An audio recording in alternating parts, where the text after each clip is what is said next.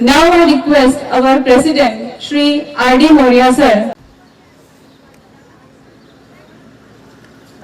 Sir, આપની દૂરદર્શિતા અને હવે ઔદ્યોગિક વિકાસ એ એકદમ સુનિયોજિત રીતે જ થવો જોઈએ, નહીં તો ભવિષ્યમાં જે આપણી સામે કોમ્પિટિશન આવવાની છે અને જો આપણે કોઈ પણ નિયમોનું પાલન નહીં કરીશું તો આપણો માલ માર્કેટમાં વેચાવા માટેની ઘણી તકલીફ થશે.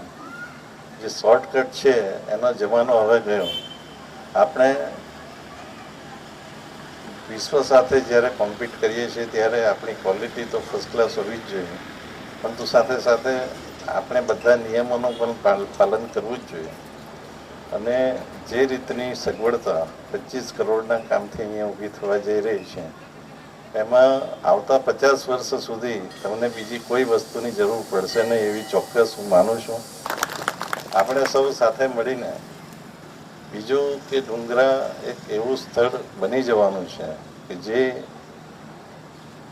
બુલેટ ટ્રેનનું જે સ્ટોપ આવ્યું છે અહીંયા એના લીધે આખા આ વિસ્તારનો એક જુદા ટાઉન તરીકે જ વિકાસ થવાનો છે. અને તેની વચ્ચે જ્યારે તમારી એસ્ટેટ છે ત્યારે આપણે સૌએ ઘણા ડિસિપ્લિનથી બધી વેસ્ટ મેનેજમેન્ટ હોય કે પાણીની મેનેજમેન્ટ હોય દરેકે દરેક મેનેજમેન્ટ સરખી રીતે કરીને જો આગળ વધીશું તો ડુંગરા એક ગુજરાતના નહીં પણ ભારતના નકશામાં પણ આગળ આવશે એવી મને ચોક્કસ ખાતરી છે અને શુભેચ્છા છે.